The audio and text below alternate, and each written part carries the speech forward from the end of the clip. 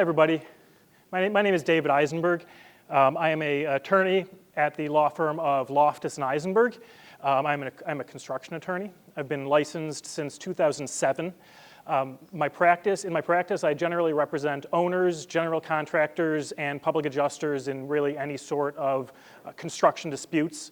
Obviously, in this context, I do represent a lot of homeowners in storm damage cases and insurance coverage disputes. I am also a member of the panel of construction arbitrators of the American Arbitration Association, also called the AAA. And I will be talking about today the nuts and bolts of the State Farm arbitration process.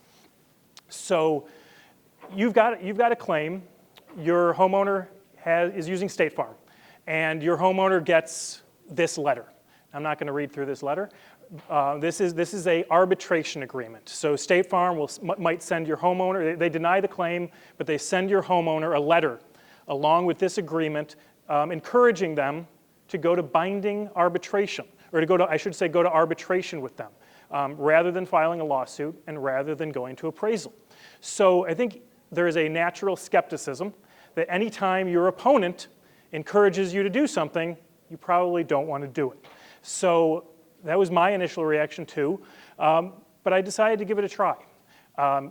So the first question is, what is arbitration? And I apologize if you know what arbitration is, but I want to give just a little bit of background. Arbitration is essentially private court. Disputes are decided by a neutral third party called the arbitrator, and it is administered by a private company. In this case, with the State Farm arbitration process, it is administered by the American Arbitration Association, the AAA.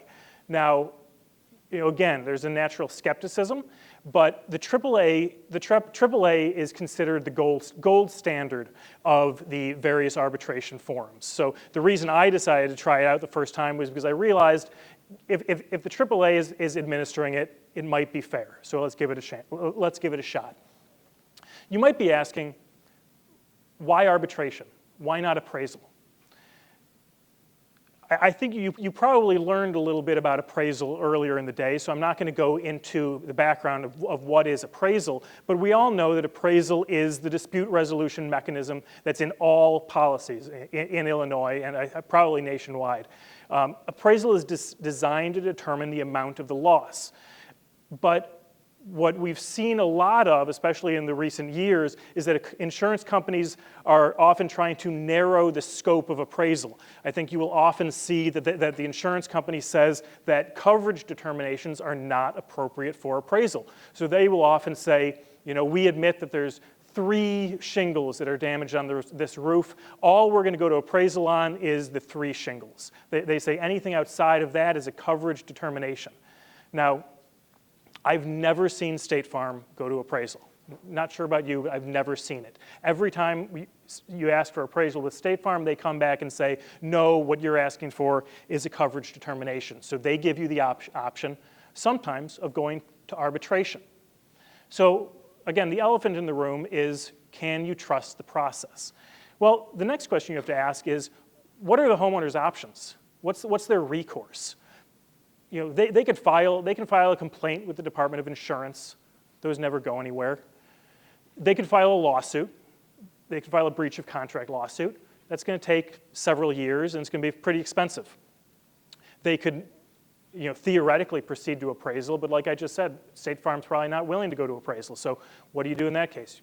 You could file a lawsuit asking the court to require State Farm to go to appraisal, but now you're creating a 2-step process where it was only supposed to be 1.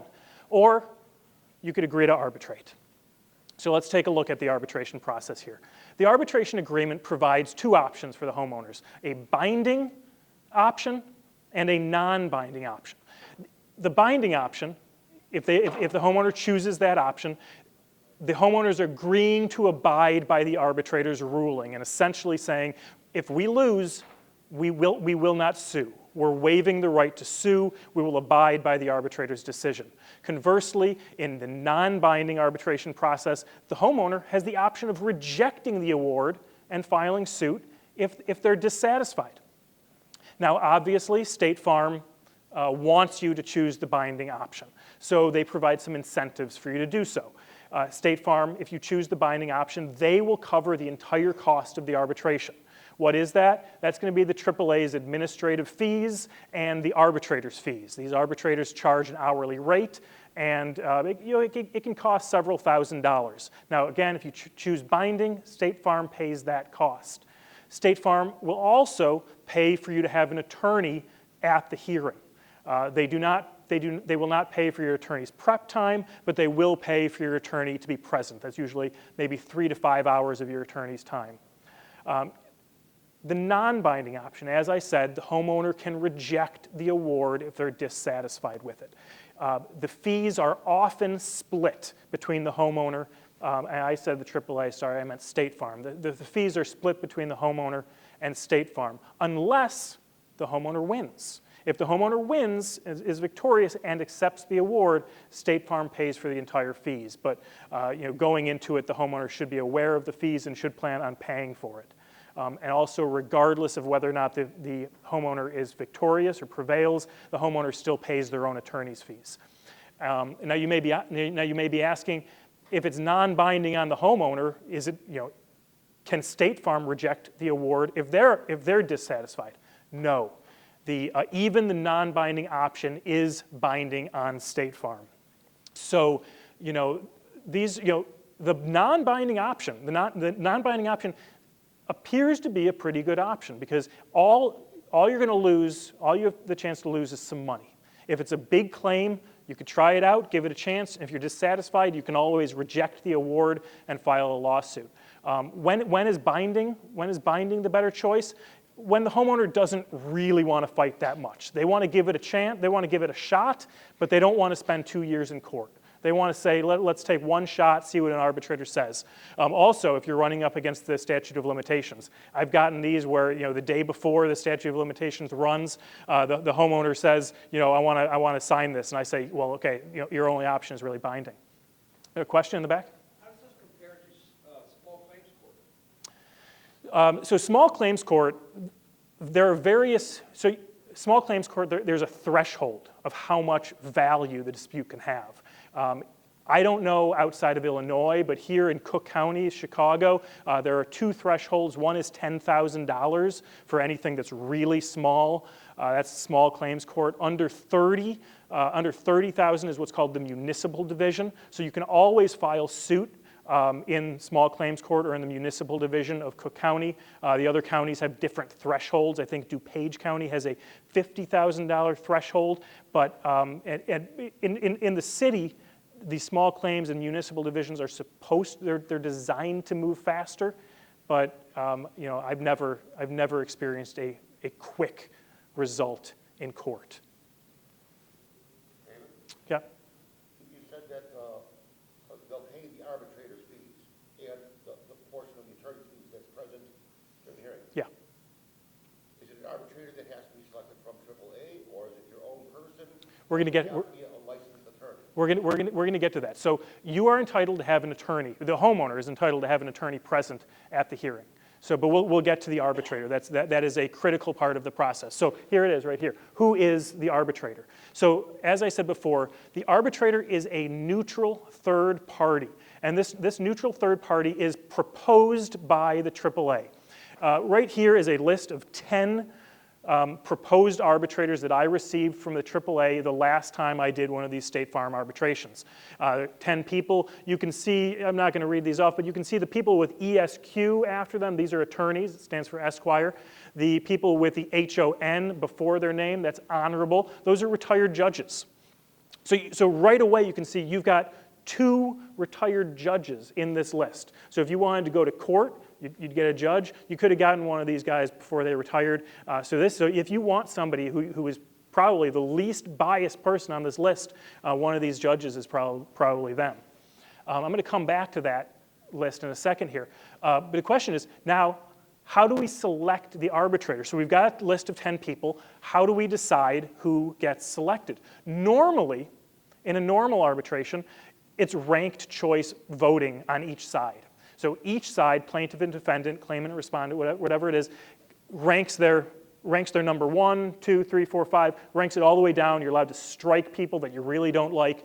But in the State Farm arbitration process, the homeowner gets to choose. This is huge. You get to choose which of these people you want. State Farm has no say in the process. So now, what is the importance of the arbitrator selection? So as we know, this is the person that's going to decide the dispute. This is the judge and jury of your case.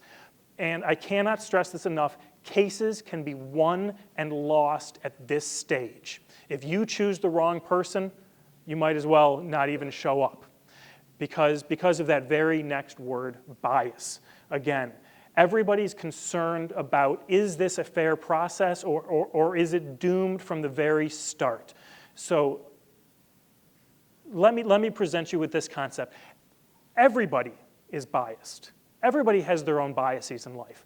Everybody walks into a situation, whether it be a conversation with their friend or judging a dispute as a judge or arbitrator. Everybody comes in with their personal experiences. So the goal in this process is to find the person who is the most biased in your favor. So back to our examples. I got this list, and I started looking down. And the first one, Mary Patricia Benz, I had actually had her twice before. The first time I had her, I found her to be eminently fair. She was really good. I selected her the next time. What happened? I lost. Never using her again.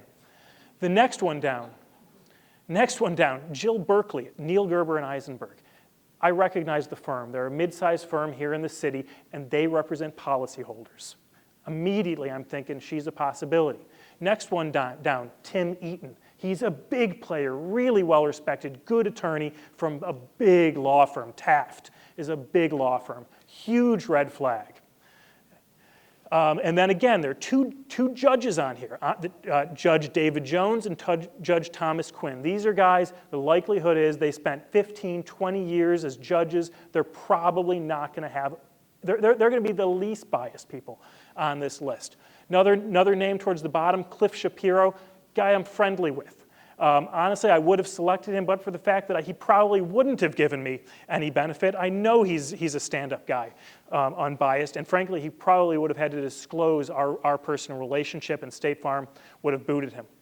So thankfully, the AAA provides you with the resumes of each one of these individuals. So, I'm focused on Jill Berkeley and Tim Eaton in this case. So, this is part of Jill Berkeley's resume, and I take a look at it, and it says that she is a partner at Neil Gerber and Eisenburg, which I already knew, but she is the chair of the Insurance Policyholder Practice Group.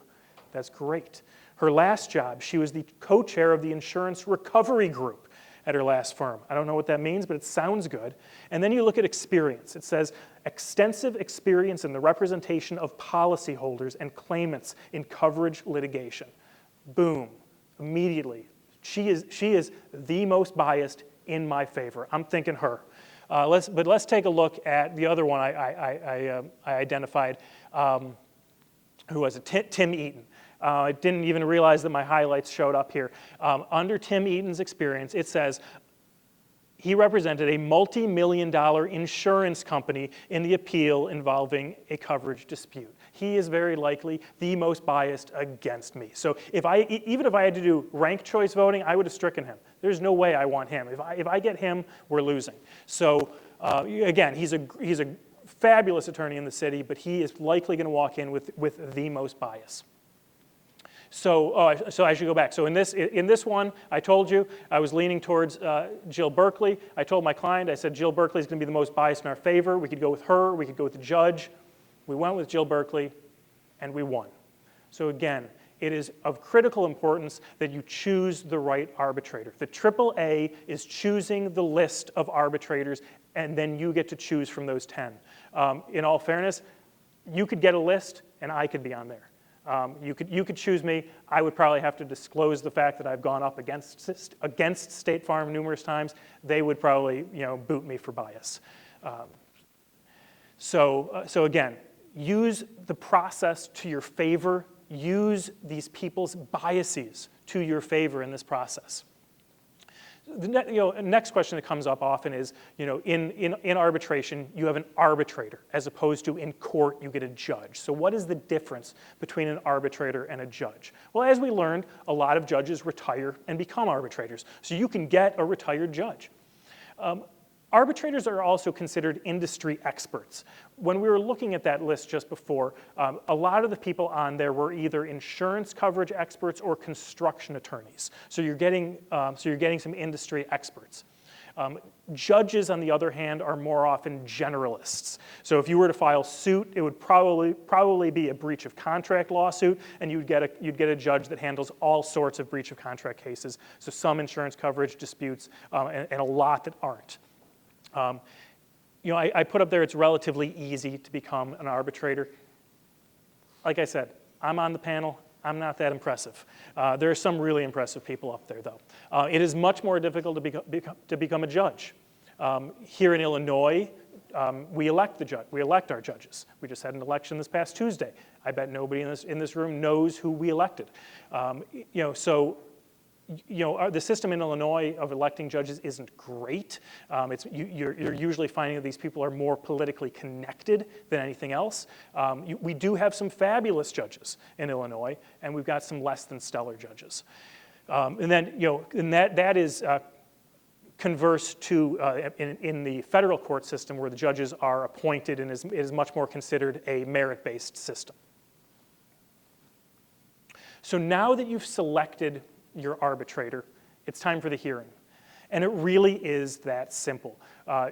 There is lead up and there's preparation for the hearing, but down at the bottom I say that this is an incredibly quick process. My last State Farm arbitration, my client signed the arbitration agreement in June. This was June of 2021, and we had a hearing in November of 2021. That is 5 months. Compare that to court, where you're talking 1 to 2 years, 1 year being a great result, 2 years being more likely.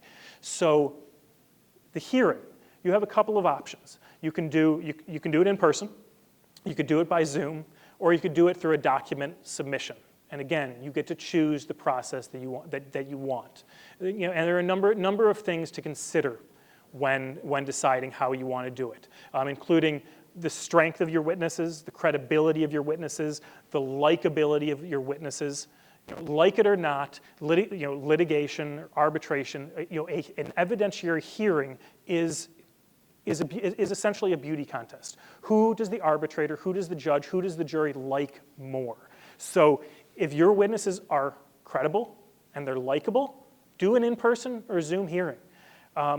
Similarly, how good are your witnesses at telling the story? Your witnesses need to be able to tell what happened, why it happened, how it happened, why there's damage, how much damage there is.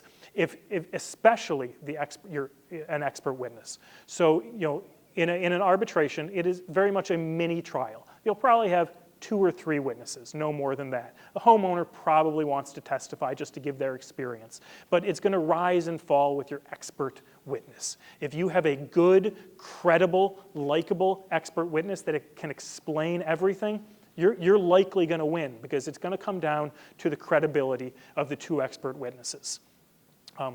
Conversely, if you're not as confident in your expert witness, if your client isn't going to be able to tell the story very well, you may want to consider doing it through a document submission. This allows the attorney to drive the narrative. The attorney can craft everything, as opposed to relying on somebody who's going to be speaking. The last thing to consider is cross-examination. The State Farm's attorney is going to have the opportunity to cross-examine any witnesses. So how is your witness going to react to cross-examination? The last one I did, my expert witness was phenomenal, and he did amazing on cross-examination. Conversely, I was looking forward to cross-examining their expert witness because their expert report had so many holes in it. The attorney ended up pulling the expert report at the last minute and not having the expert testify.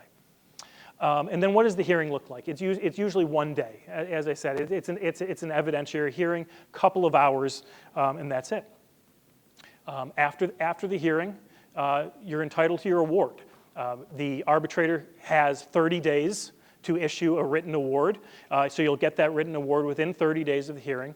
It'll have findings of fact, it'll have a calculation of an award, if there is an award, it'll be signed by the arbitrator, and it will be fully enforceable. You can take that award to court if State Farm doesn't pay, and you can force them to pay. But the reality is that State Farm is likely to abide by the award. I say likely because I can't predict 100% of the circumstances.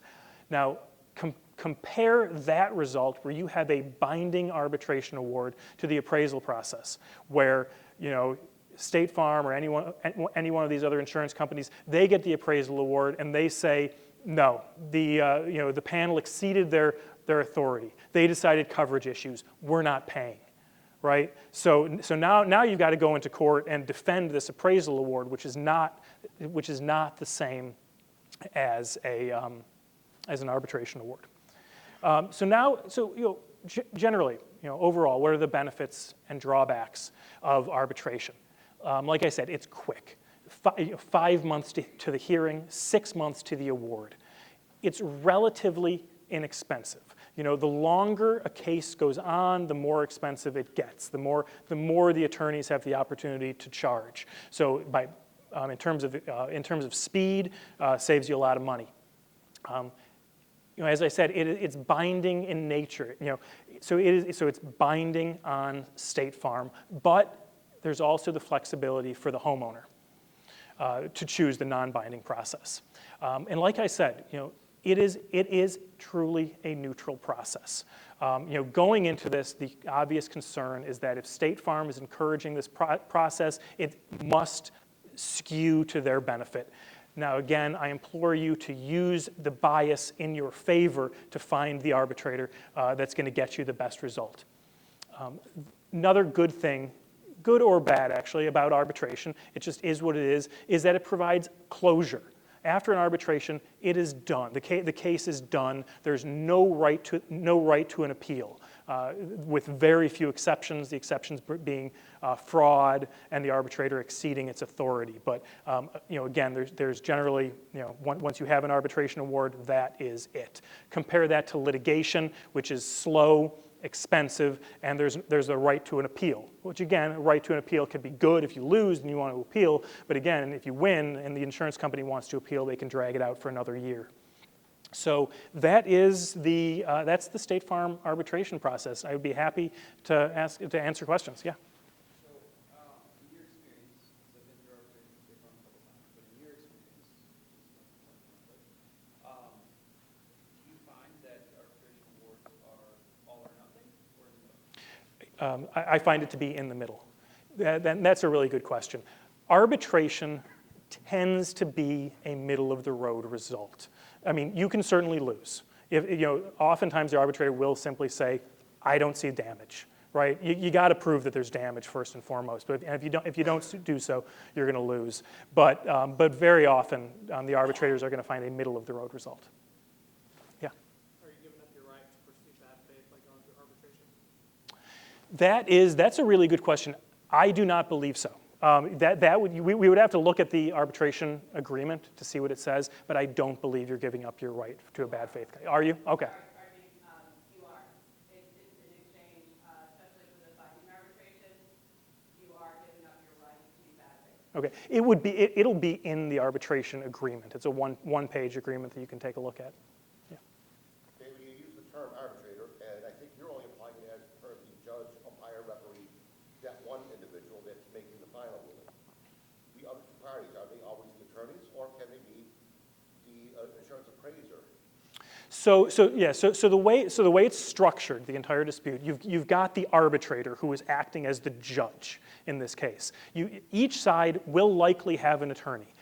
The homeowner doesn't need an attorney. They can go through the process themselves. But if they're doing the binding process and State Farm's going to pay for them to have an attorney there, it's beneficial. I mean, it's generally always beneficial to have an attorney in arbitration. So you've got the arbitrator, you've got both attorneys, and then the homeowners are there with their attorney, and it is extremely beneficial to have an expert. Now, who is that expert? I like to have an appraiser, so somebody that you would have as your party-appointed appraiser in the appraisal process, have that person as an expert witness, or you can, somebody that might get appointed as an umpire, have that person as your expert. Well, we've never met, but you're working on it. Andrew Huggins and the other party hasn't showed up in 14 months to do his inspection. So you must be Ed. Yeah. Hi, Ed. Good, nice to see you in person. And so that's coming up, November 29th. He still hasn't been out there. So should I show up there with the homeowner? First of all, the executive administrator from ADR Systems has said we are going to be doing a Zoom hearing now. I thought it would be more beneficial to be in person. Ed, let's talk on the phone next week, early next week. It sort of encompasses arbitration. That's an appraisal. So let's, we'll talk next week. Yeah. Kind of he was asking your, the subject matter expert or the Expert witness. expert witness Yeah. would be, can it also be the contractor? Yeah, absolutely. It can be anyone who has. Even the hired contractor? Yeah. So that gets into bias, and the one that I lost, I did that one on a written submission because I wasn't 100% confident in my expert witness. Somebody who's been hired to do the work, the other side is going to just tear them apart and say, the more damage you find and the more damage you're able to substantiate, the more money you make. So I like to have somebody who's totally unbiased. I mean, you're never going to find anybody who's totally unbiased, but somebody who's paid a flat fee to come in and say there's damage here, here, here, and here, and to give that opinion. But it costs money. Does that answer your question? Yeah. Okay. Yeah. States are receptive to insurance requests or offers of arbitrate that you guys dispute litigation. I've had state farm come to me and ask for willing to arbitrate or be some of that vacantly, but are they as receptive to have some cases that are out there that arbitration may be a good idea for? Right. Are they receptive to insurance requesting or suggesting? Right. So it's a good question. The question was, is State Farm open or receptive to the insured requesting arbitration when they didn't offer it? In my experience, no. I don't know what their standards are, why they offer and when they offer, but I just filed suit on 5 or 6 State Farm matters, and every single one of them I sent a letter and requested arbitration, and they ignored every single request. And I had to file suit on every one of them. Yeah? So I've proceeded with the Environmental Law Group. My experience is directly the opposite, and I do have a bunch of matters in litigation that State Farm will then convert to that arbitration program. So I think it is a case-by-case decision that State Farm is making, but I do think they are receptive to insurance requests. Yeah. I suspect it probably has to do with a threshold dollar amount, but I can't be certain. Any other? Yeah. You talked about exceeding authority. It was just a quick snippet, but I was wondering, could you give examples of that, or what? Yeah, that's difficult to explain exactly. So the question was, can I give examples of when or how an arbitrator might exceed his or her authority? It's truly going above and beyond what they've been allowed to do. Now, so that term can be used in 2 different instances. One is in the appraisal, when the insurance company is going to come in and say the appraisal panel exceeded their authority by deciding coverage issues. That's not the same as an arbitrator exceeding their authority. That would be something where you've got a contract, and the arbitration is governed by the contract, and they need to stay within the bounds of the contract, of the authority that they've been given. So, good question. Not a great answer, I apologize. Yeah. So I read a number of years back, probably about 10 years ago, that arbitration is weighted pretty heavily against the consumer. Have you found this to be accurate? And has anybody actually gone to the trouble to keep statistics to find out whether or not that's the case? I mean, if we could get the statistics, that would be amazing. But I mean, one of the benefits of arbitration is that it's private, and nobody ever knows what the results are. So I don't think we'd ever know. But I will say this: the elephant in the room is State Farm wouldn't be proposing this process if it didn't benefit them in the long run. So they may win more than they lose, but again, I think using people's biases and determining who your best arbitrator is and who's going to be the most likely to let you carry the day will flip that to your favor. How many have you done, and what's your track record? Surprisingly, I've only done 2 arbitrations. I'm 1-1. As compared to filing a motion to compel appraisal, in my opinion, as long as you have a legitimate claim and coverage has been extended to some portion of the property, it seemingly would likely be ordered by the judge to move forward with an appraisal in that route that the policyholder and the contractor PA want to take. So the question is, do you, or why don't you go to court and ask the judge to force State Farm to go to appraisal? And I can't say that's the wrong thing to do. I'm also a very big proponent of appraisal, but appraisal is designed to be a relatively quick process, and going to court, you're talking about, again, a minimum of a year before you get any type of result, even if you're just asking the judge to force them to go to appraisal. So you're turning a short process into a very long 2-step process. Yeah. Have you ever heard of any situations where, this happened to me once when I was an appraiser, and the court appointed AAA as the umpire, and then AAA chose their own individual that was on the whatever list, I don't know, nothing was ever provided to us, but that umpire didn't perform very well during the appraisal, and the opposing appraiser signed with him. Yeah. Done deal, but it was an odd situation I've never seen before. Like, he wasn't even named the umpire. AAA was. Yeah. So. That was in Maryland. Okay.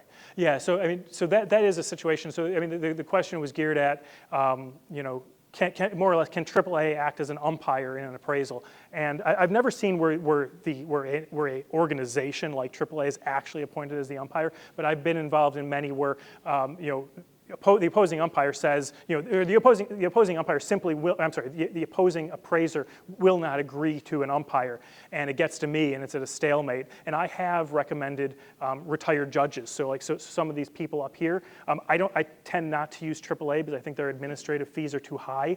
There are other dispute resolution groups, especially in Chicago, that have retired judges that do this. And I very often will recommend one of these retired judges because, one, they're absolutely neutral. We know they're neutral. They're fair. They have a good process. And a lot of them do these appraisals often. Yeah? What areas are you mainly practicing here now? You're an Illinois attorney, correct? I'm in Illinois. Yeah, I represent, I do construction law, general commercial litigation, property coverage disputes.